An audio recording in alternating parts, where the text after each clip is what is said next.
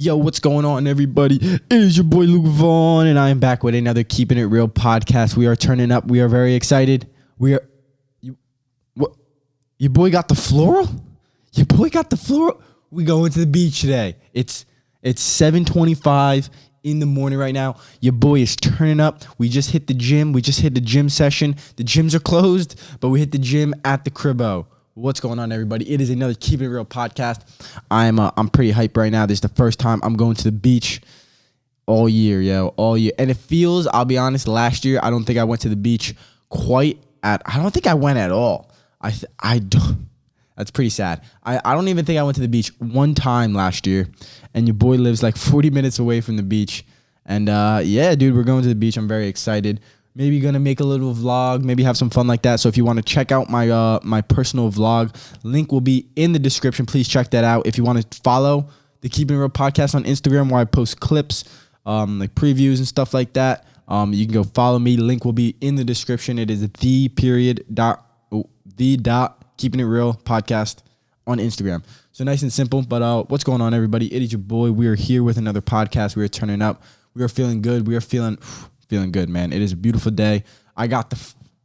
Bro, it's always nice when you got the, hold on. We're going to flash a little bit. We got the chest out.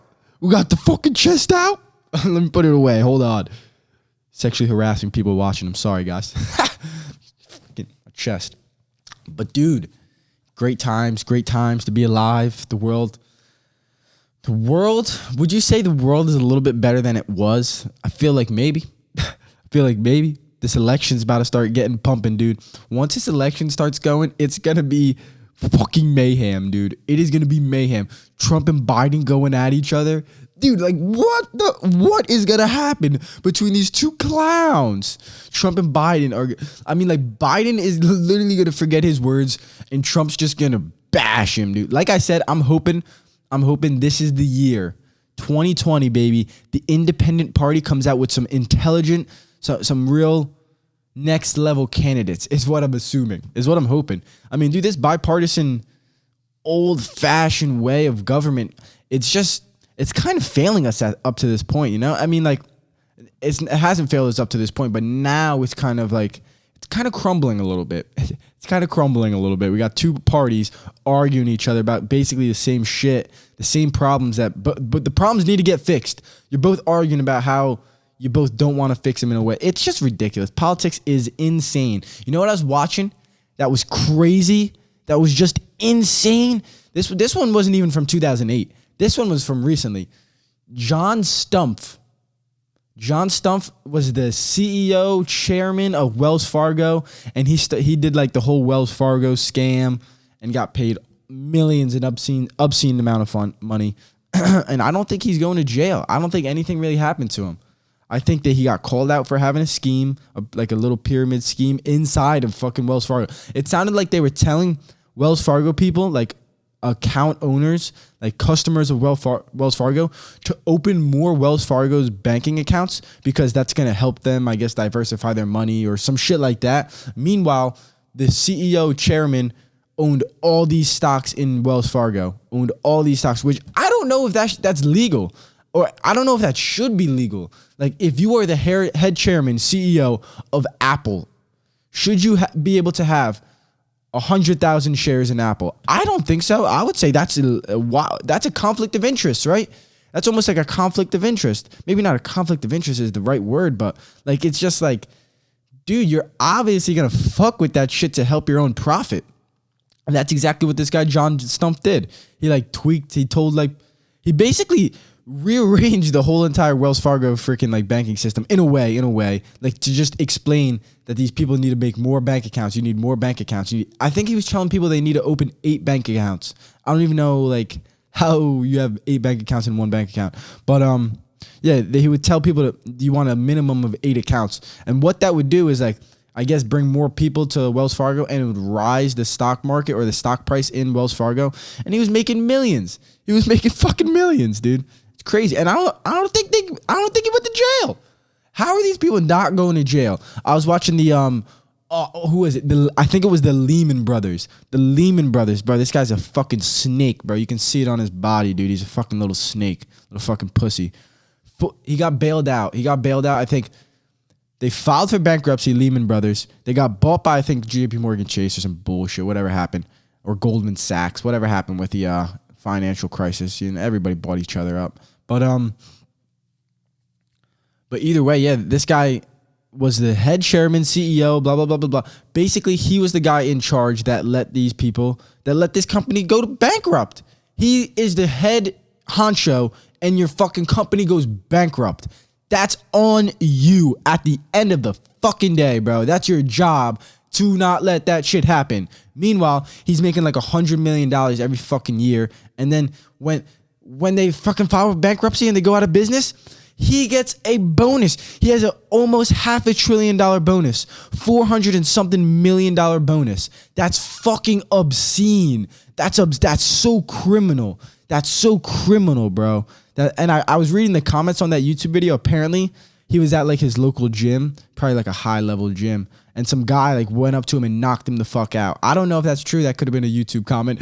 Damn it, I don't know why I just shared that, because it could have just been a freaking fake news YouTube comment. But that would be lit, yo. If I was at the gym, fucking pumping some iron, it's like, yo, is that the guy with those banks? Is that a head banker that fucking filed for bankruptcy and is screwing our economy? Go over there and just knock him out. That'd be lit. But dude, these guys are crazy. I don't think they went to jail.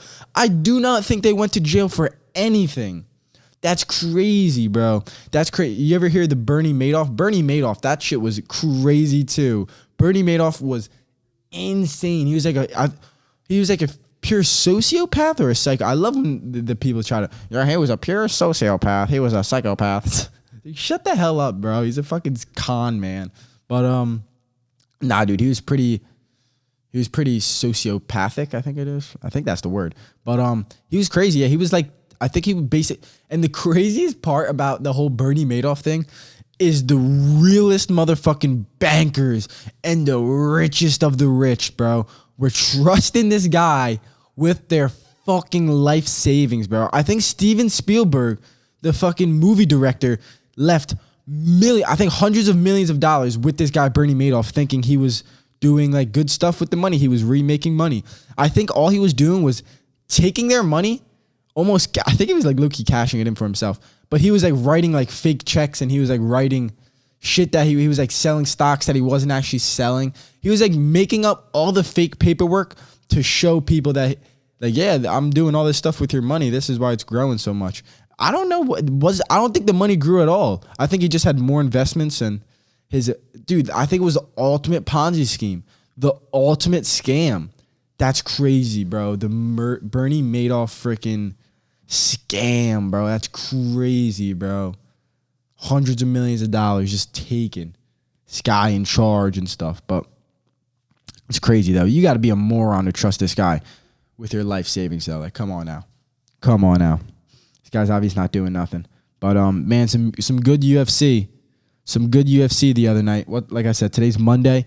There was Dustin Poirier, Dan Hooker, and Mike Perry, Mickey Gall for UFC this past Saturday. And it was actually, it lived up to the hype, man. It lived up to the hype. I got to say, who we talking about first? Let's just talk about,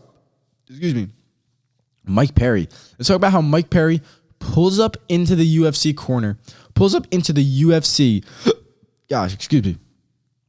So if you guys don't watch any UFC or anything like that, even boxing, these guys have like pure coaches. Like coaches they spend all day with, and they train them, and they put together all these different attributes, especially when it's mixed martial arts. You got jiu-jitsu and striking and wrestling and all that stuff coming together, Muay Thai, kickboxing, and all this stuff coming together. So you need like a real world-class coach to really help you mold yourself as a fighter and stuff like that. And dude, this guy Mike Perry he's got a great personality. He's tough as fucking nails. He's crazy. He's willing to go into the octagon and just bang it out. He doesn't care. But he has been struggling with like, the elite echelon of 175 or 170ers on in the UFC roster. So I think he fought Jeff Neal, who Jeff Neal is no joke. Jeff Neal is the real deal. I think he head kicked my boy Mike Perry. and dropped him, TKO'd him. So Mike Perry said, fuck that, bro. He dropped all of his coaches because you have to pay your coaches. You got to pay your coaches, obviously. And when they come in your corner, you got to pay them a certain amount of the purse that you get if you win or lose.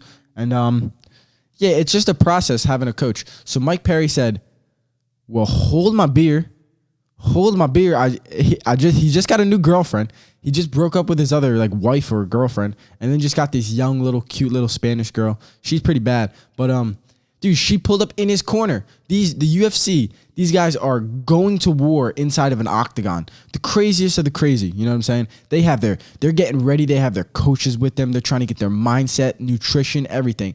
Bro, Mike Perry pulls up there with his freaking little cute girlfriend. She's putting ice on his head in between the rounds, and he doesn't give a fuck, bro. He just wanted it quiet. But, dude, he fought amazing. Mike Perry fought amazing. Besides, like, some of the crazy bombs that he was throwing in the beginning of the first round, that a real striker probably could have caught him slipping on some shit, probably could have went in there and hit him around a little bit. But at the same time, Mike Perry knew he wasn't fighting a striker, so maybe that's why. But, yeah, he went in there. He looked really calm. He first round he was, first round it was back and forth. Mickey Gall's striking was very much improved. Pretty impressed with that. But Mickey Gall's a really world class. He's a world class grappler. He's pretty good at jiu-jitsu, black belt. Probably got some probably got some type of champions and championships in jiu-jitsu. So you really don't want to roll on there. You don't want to end up, especially like, you don't want to end up on your back with this guy, or maybe even be on top of this guy while he's on his back, because who's to say that his guard is not phenomenal? Some of these jiu-jitsu guys' guard is something you don't even want to get on top. You just want to keep that on the feet. But and then you can also look at Mike Perry got submitted by Donald Cerrone in an armbar. He took Donald Cerrone down. Donald Cerrone put him in an armbar instantly, basically like kind of snapped his arm kind of. And he won that by an armbar submission. So, yeah, I mean, Mike Perry I was a little nervous with him fighting with this grappler, because I'm a Mike Perry fan. I do like the guy. I want him to just be a good-ass fighter. I think he's mad funny.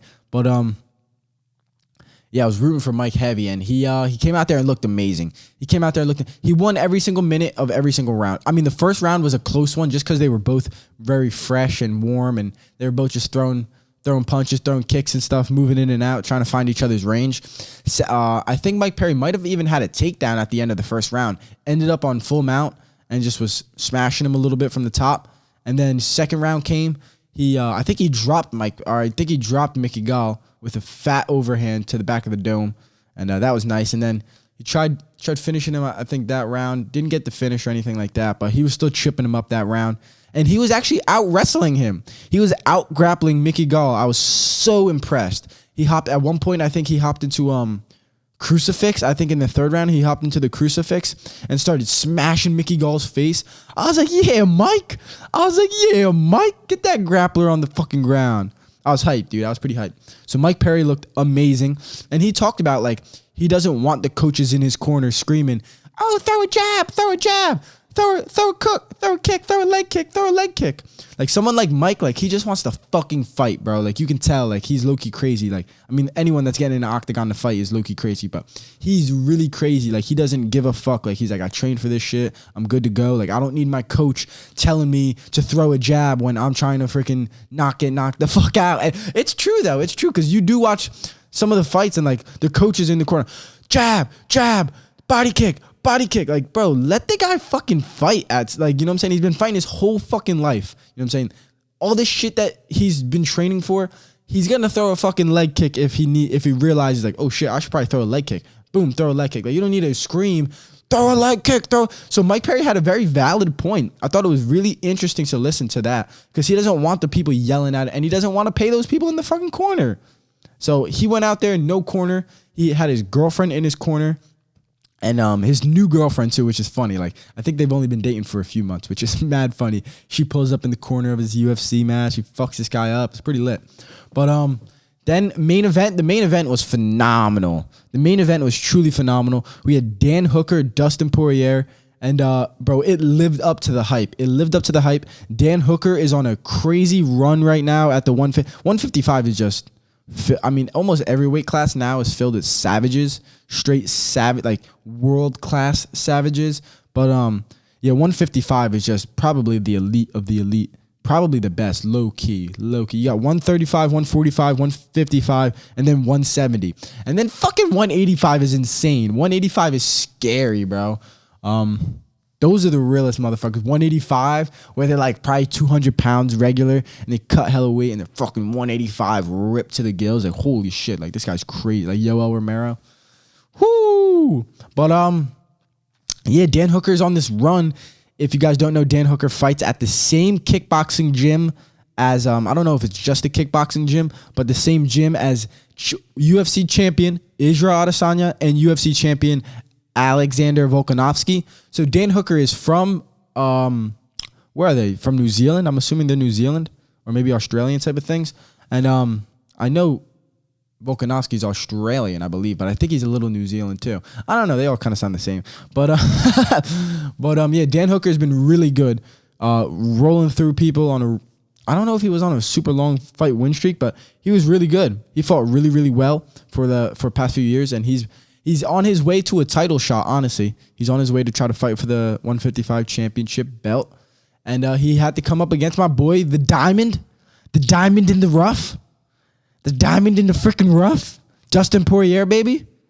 Dude, Dustin looked good. There's points in the fight where like, oh, dude, Dustin looks tired. And then he's still out there fucking fighting good, bro. He looked really good. I was happy. I'm happy that Dustin has become like a really world-class mixed martial artist. Dude, he beat Max Holloway. Like, bro, he beat Max Holloway. Like, it wasn't that close of it was a close fight, but he beat Max Holloway. Like, Max Holloway is the best 145 pounder ever. You know what I'm saying? And I think Max Holloway in 150 against Alexander Volkanovski, I think that's going to be a great fight. I'm super excited about that. But, yeah, I mean, that's going to be really interesting to see how Max comes back and fights that. Is it going to be a 5-round, tic-tac war like it was last time? Or are they going to start trying to knock each other out and trying to swing for the... Maybe Volkanovski's going to throw some wrestling in there. Maybe Max will throw some jiu-jitsu in there. Who knows? I know Max is probably a black belt. I'm world-class MMA. World-class.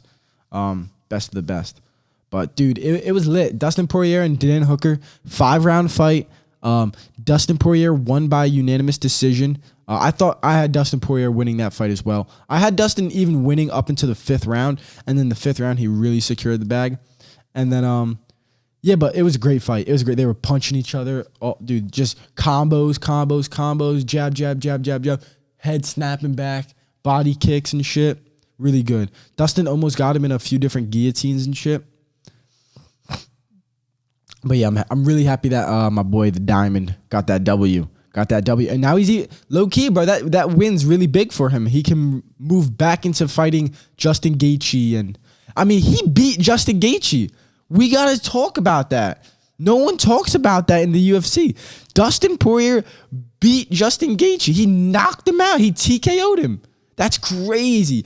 After watching Justin Gaethje fight Tony Ferguson and beat Tony the way he did, it's crazy to think that Justin Gaethje lost the way he did against Dustin Poirier. But I mean, Justin Gaethje is, I don't want to say a completely different fighter now, but he's evolved so much as a mixed martial artist and an MMA fighter that he's not really the same fighter as he was when he was in that fight. But yeah, it's really interesting. I'm really happy. UFC is putting on some amazing events, and I'm really happy about that. Like I said, UFC 251 is going to be mad lit. Fight Island in Dubai. Is Dubai and Abu Dhabi the same place? I always thought it was, but like I feel like recently I heard that it's not the same place. Maybe Dubai's in Abu Dhabi, and then that's all in Qatar, right? I'm not sure. Let me just pull out my map real quick. Let me just pull out my GPS. But what are you going to do? Yo, I was watching. I know. I was pretty hyped. I was watching this WWE. I was watching this WWE little short documentary just because it popped up. And it's all about Jeff Hardy, bro. And if you don't know who Jeff Hardy is,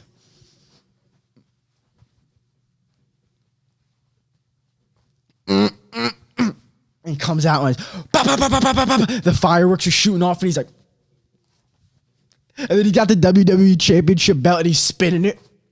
Yo, Jeff Hardy was the fucking GOAT, bro. Was the fucking GOAT. Jeff Hardy was the GOAT. He's making a comeback.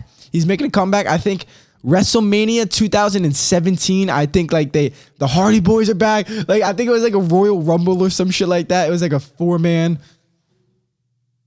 It was like a 4-man battle against like these all these different tag teams and stuff. It was like whoever wins, like Money in the Bank type of shit, something like that at WrestleMania. And dude, Jeff and Matt Hardy haven't been in the WWE for probably like almost 10 years up to this point. And yeah, dude, I mean maybe a little bit less than that. But they showed up, their song dropped at WrestleMania, and everyone's like, oh, it's like Jeff Hardy comes running out, Matt Hardy comes running out, Jeff with the face paint. Yeah, that shit was lit. I remember Jeff Hardy, bro. I remember this shit specifically, bro. Jeff Hardy would wear. I remember PacSun had these shits too. Jeff Hardy would wear the belts, the studded belts. Yo, I remember I bought. I had a few of those belts, bro. That's so funny. Like 5th grade, I had those belts. Like 4th, 5th grade, I was getting those belts. But they were like them little belts where they're I'm gonna put a picture right here, but them belts where they're studded completely, like you can get black, white, lime green. And I remember Jeff Hardy would pull up with those belts, like, oh bro, Jeff Hardy got a new belt on, he's wearing new colors and stuff. And then those belts would be at PacSun for like $10 or $20 or something like that, and you're like, oh bro. Yo, Jeff Hardy was lit. The Swanton Bomb, boom. But yeah, I was watching that I think he was dealing with some drug issues. And some alcohol issues, like a lot of people do. And that's one thing about the WWE though. I think they're on contract low-key for like almost life type shit. That's number one. Number two, they do give these guys like almost second chances. Like the people that come and go through the WWE, like, you know what I'm saying? Once you kind of get famous and maybe you move on from there, they let you come back and yeah, you want to wrestle and shit. That's why you do got to respect the WWE for that. You know, The Rock pulls up whenever he wants. John Cena's out here making movies, going to be the next Mark Wahlberg. Meanwhile, he's still doing top WWE fights. The Undertaker and shit. But yeah, it was mad lit. Just watch, kind of like reminiscing of my childhood with this guy Jeff Hardy, bro. It was so lit. I remember he would come out there, with the face paint, bro. He would like have the two things like Yo, Jeff Hardy was a real one though. Jeff Hardy, bro, real one. Making a comeback. I think he's making a comeback again. I think he only came back for that WrestleMania, and I think he's making like a full on comeback now. So that's lit. That's why I wanted to say it. Yeah, Jeff Hardy making the full comeback, baby. I'm hyped. I was also watching. I don't know if anybody listens to the boy. I don't know if anybody listens to him, but there's a country music artist named Garth Brooks. All right. You might know who he is and you might not know who he is if you're listening to this. If you know who he is, shout out to you. You're not an idiot. If you don't know who he is, I don't blame you. I really don't, because I was very surprised when I heard all this stuff about him a few years ago, and I was like, really? Really? This guy? Who the fuck is Garth Brooks? Right? So, I personally, your boy, I love music. I love, classic rock. I'm starting to really not get back, but kind of get into country. I like rap, hip hop, pop, whatever you want. Is reggae, every single type, rock, classic rock. Not a big metal. I love Spanish music, dude. Everything. It's all good. It's all good in the hood with me. But Garth Brooks, I watched a documentary. It's on Netflix. It's like The Road I'm On or some shit like that. I think that's actually what it's called, The Road I'm On. And Garth Brooks sold more music in the United States than anybody ever. Period. Garth Brooks sold more music in the United States than anybody else ever. You know what I'm saying? So that just goes to show, all right, who this guy is. Like, all right, okay. So he sold more music here than Michael Jackson, the Beatles, all these people. He sold more music than them. Yeah. Okay, all right. Let's try to figure out who this guy is. But he's got a couple really famous. I know a couple of his famous songs, like Friends in Low Places and stuff. That's probably his most famous song. I like that song though. But yeah, he had a documentary coming that just came out like last year, and it was all about like his coming up and how he became Garth Brooks, the most basically world selling artist, country music artist, the biggest country music artist ever. One of the best musical performers ever. It's pretty crazy. It's honestly pretty impressive. And coming from like, almost like a year or two ago, I didn't even really hear of his name before. Garth Brooks, like who even is Garth Brooks, And then you find out he sold more music than everybody else. Like, what the fuck? Wait, really? Like, what the hell? Hold on. I got to figure out who this guy is. And then, so yeah, you watch this documentary. He's from, I think he lives around Tennessee now, but he's from Oklahoma. And he went to, I think, Oklahoma State University. And he was playing the guitar around all like the Oklahoma State University, like bars and restaurants and shit like that. And he was making a lot of money. And a lot of the people there were like, "Oh, Garth, you're really good. You make great music. You have a great voice. You're really good on the guitar. You're a great performer." That was the thing. Apparently, it sounded like he was like the best performer ever types thing. Like he knew how to really work with the crowd, really like gain energy and give off energy with a crowd, which is really impressive, which is really difficult stuff. But it sounded like that was his little key right there, was like the way he could control and react and live through and sing through and with the crowd what made who he was, you know what I'm saying? So he goes to Nashville, Tennessee, and he comes back and he's like, "Ah, dude, this shit's like crazy. Like, I don't know if I can make it, all this stuff." So long story short, he goes back to Nashville and he makes it, and he kind of goes on tour, and he starts like making these, at the time, I think it was more albums. So he would make an album, and then the album would actually do really well.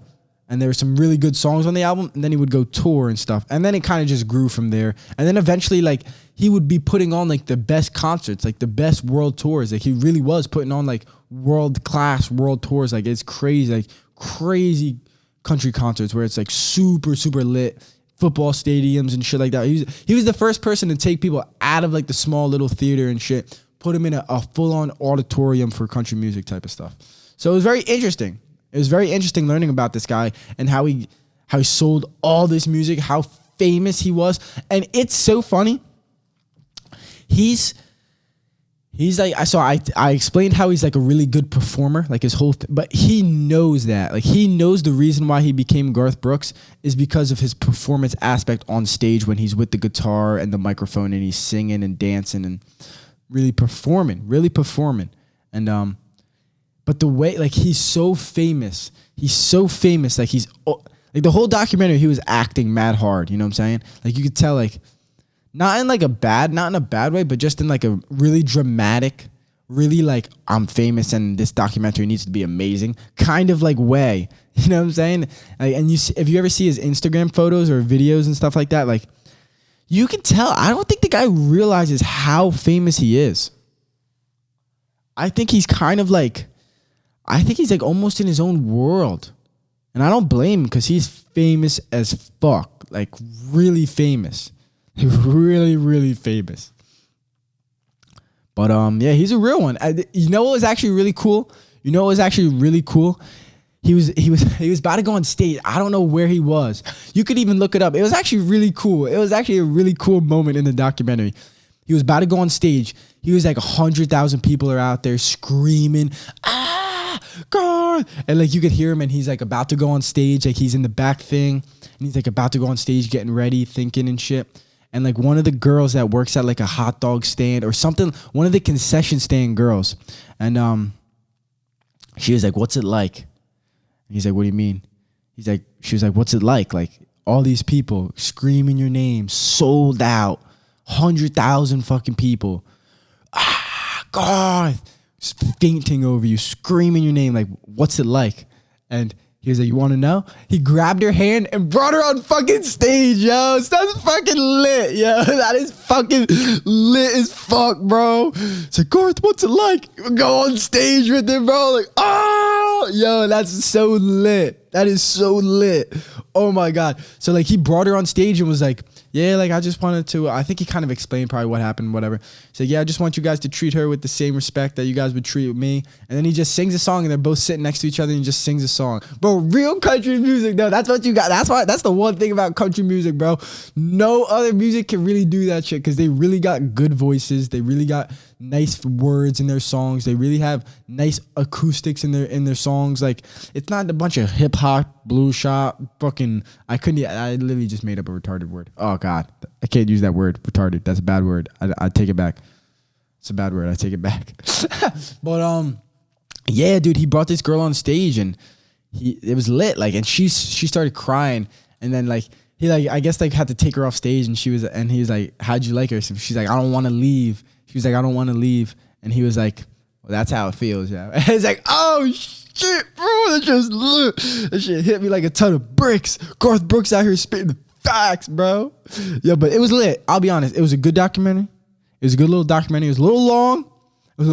It was 2 hour-and-a-half little special videos right there. It could have been one movie, low key. They probably could have made it one movie, but it was cool. It was very interesting. It was cool. And yeah, buddy. Yo, I watched the oh damn, we're going hardcore in the UFC right now. I watched the Colby Covington Kamaru Usman fight. I actually did not watch that fight. I don't think I watched that fight live. And I never really got to rewatch. I watched it a little bit on like one of those ghetto YouTube videos where it's like a pirated video where guys like recording the TV. So I've watched it like that. But yeah, UFC posted it because Kamaru Usman is fighting in in 2 weeks. So it's gonna be lit.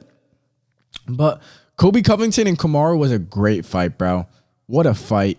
What a freaking fight right there, dude. Colby was putting on the sauce. And then you could tell Colby was taking some damage, though. Colby was taking some damage to the body. The body shots was working. Kamaru was really digging that uppercut right into the body, right into the chest, and right into the stomach, excuse me. And he started winding Colby a little bit. You could tell that really affected Colby, his breathing, his pace, everything. And then the shots that he was taking, like, cause he throws like those kind of like 40% shots, and you're just gonna throw them all night. He's just gonna throw them all night. Different hooks, jabs, uppercuts, kicks. He's gonna throw them all night, and that's what he did. But at the same time, Kamaru Usman's got a little bit more pop in his punch. He's got a little bit more power in his striking, and he was able to really, I wouldn't say injure him, but he was like, by like the second, third round, like Colby's face was kind of blown up. Kamaru's face wasn't really, like, maybe he had a bloody nose or a cut or something, but Colby's face was taking some damage. Colby's face was taking like obvious damage too. You know, damage where you're like, oh, this guy's swelling up. This guy's dealing with this. Like, oh, he might not be able to, you know what I'm saying? He might not be able to last 5 rounds. That's what it was. Once it became like the third, fourth round, it was like, oh, he's getting into some deep water. I'll be honest with you. So it was a really great fight. It was an amazing fight, but what are you gonna do? What are you gonna do when they might have to have I'm a little nervous with Kamaru Usman fighting Burns. I think they're teammates. I think Burns is a dog.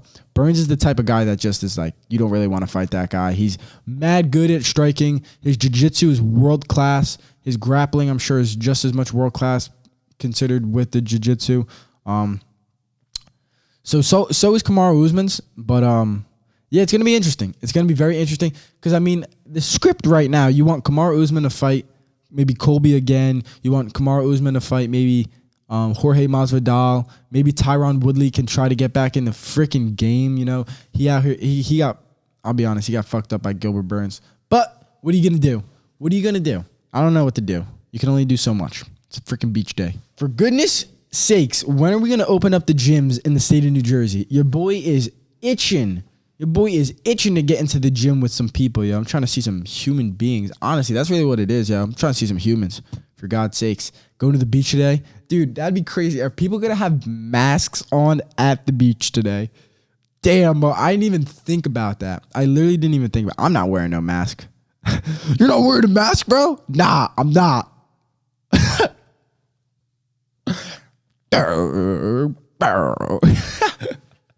It's like the Grinch show. But man, it's lit. Beautiful day. Maybe go a little boogie boarding.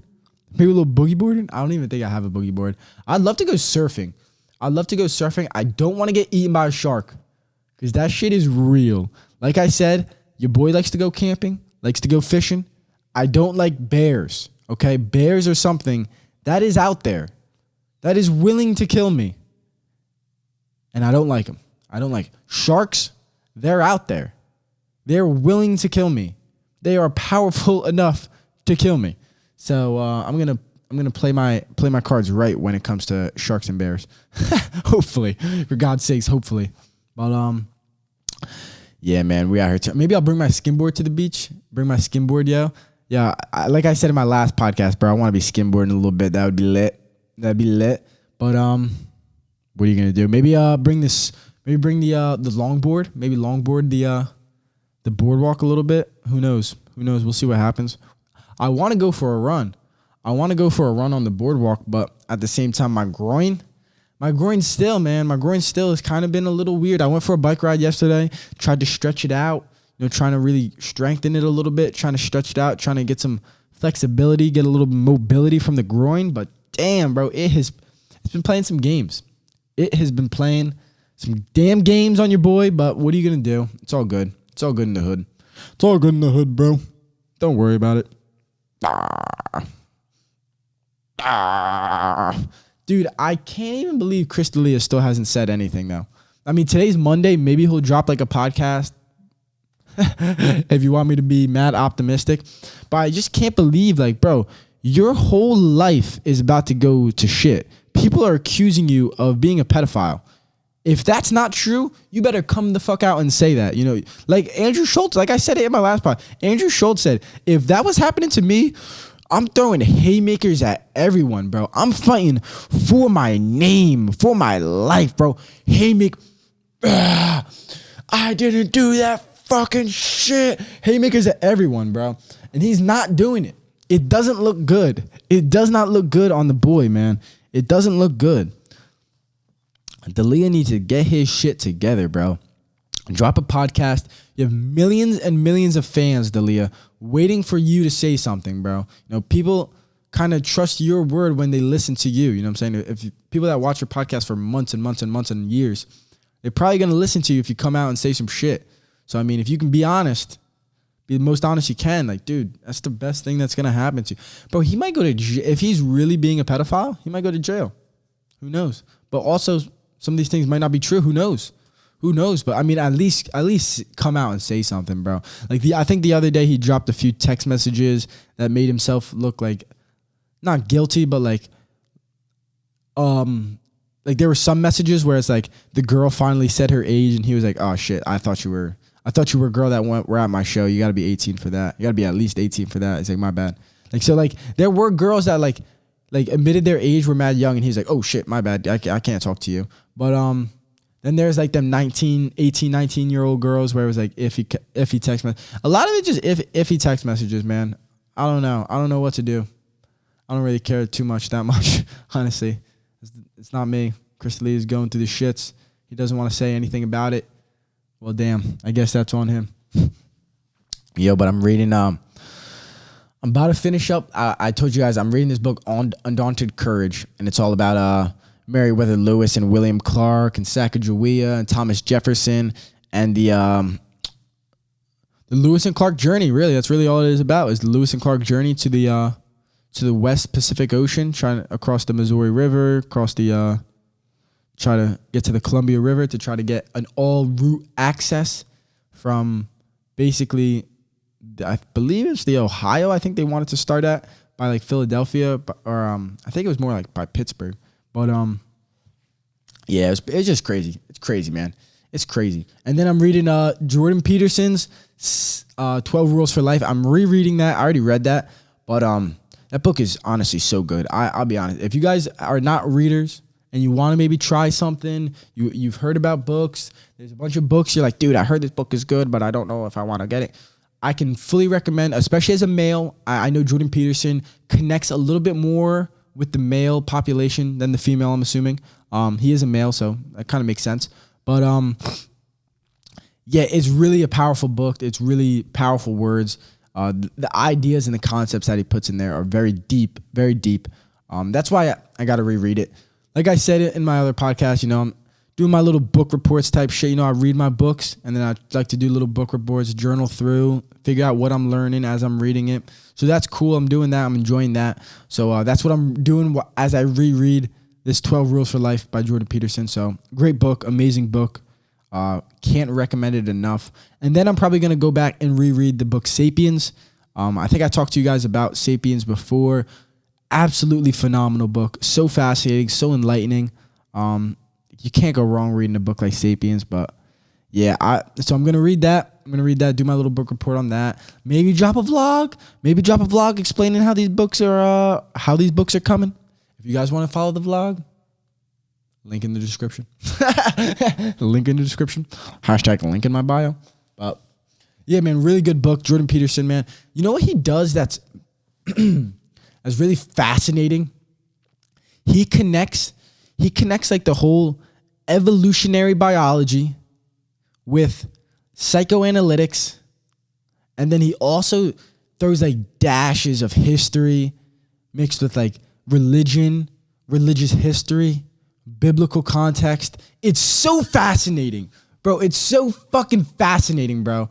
Like and honestly, like the way, like people that watch Jordan Peterson lectures and maybe some of his classroom, like class lectures at University of Toronto, it's good to watch, good information. It's very deep, but it's not 100% thought out. It's a very smart man who is Jordan Peterson giving his opinion, analysis, of what he's being asked, what he's trying to teach. But when it comes to a book like 12 Rules for Life, it is a book that he wrote for a reason. He spent 3-4 years fully making sure this shit is right.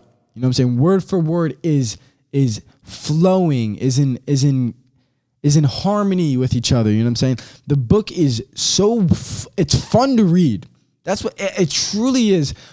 You're reading this shit and you're like, bro, this motherfucker is smart as shit. Sound like this is lit. I'm out here reading this book. That's really how it makes you feel. And it's truly fun to fucking read. Like it's not the wordplay. It's like the depth of the words and shit. Like it's great, bro. I've never read a book like that. It is. It's really fascinating. It's really fast. 12 Rules for Life by Dr. Jordan Peterson, clinical psychologist. But yeah,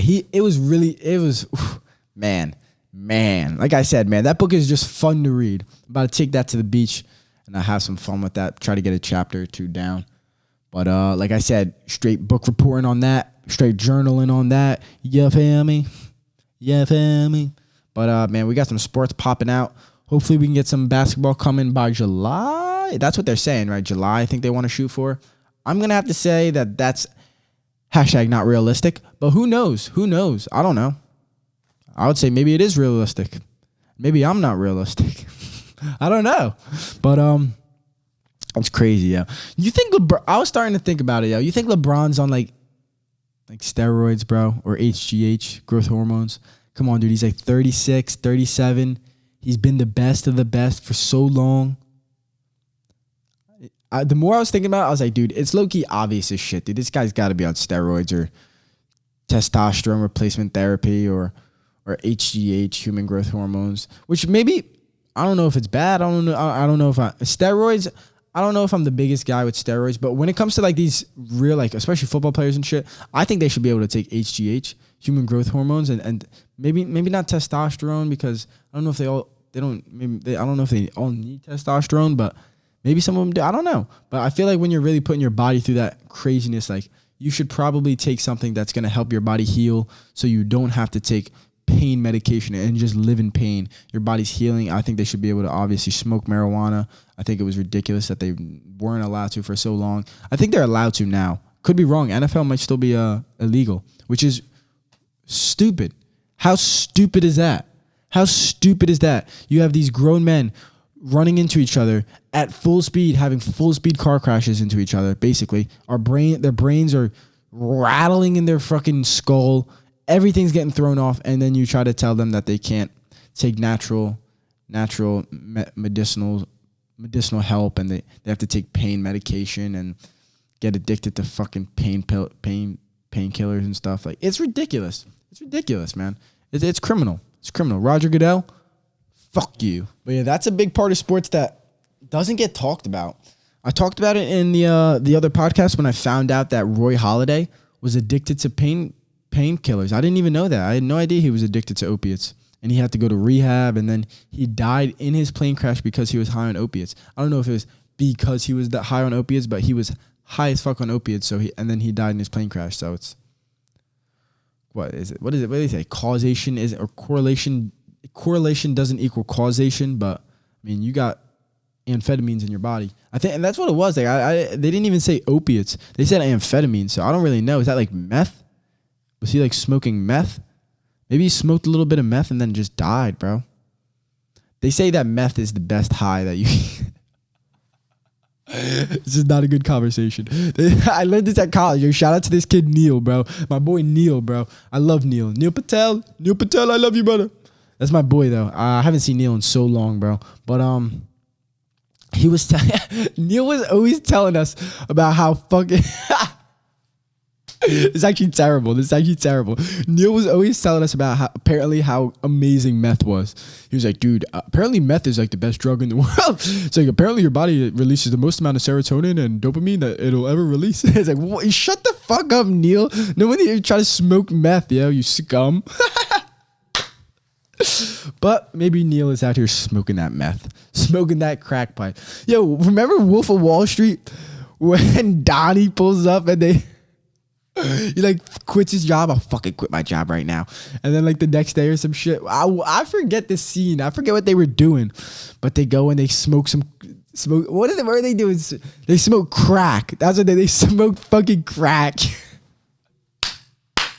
Oh my God. Donnie's like, yo, I fucking got this shit. And then fucking, what was Leonardo DiCaprio's name? Jordan Belfort. I've been getting money, Jordan Belfort. That song's so bad.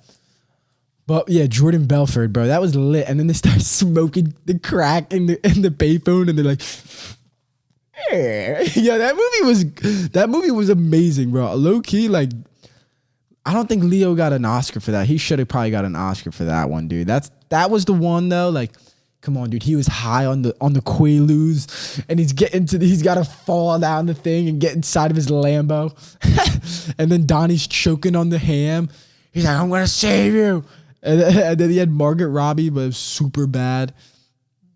And then they got caught in the storm on the yacht with the helicopter going overboard. Yeah, that's crazy, bro.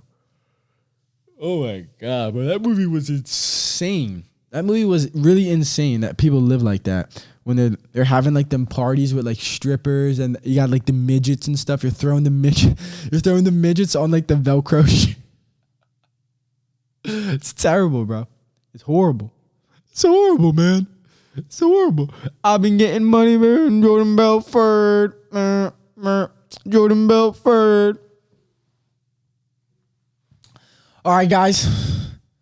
Thank you so much for listening to this podcast. I'm about to wrap this podcast up. It has been a great time. I love y'all very much. But guys, I just want to say I already purchased the second microphone, and I'm going to look to get another chair. Got to head to a place and get another chair, and I will be having guests on as soon as possible.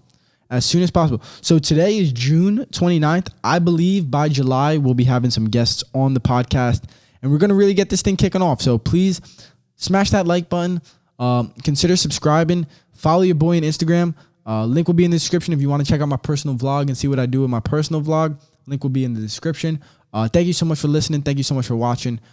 Take it easy, guys. Be safe. Be healthy. Stay safe. But for real, thank you for listening. Take it easy, guys.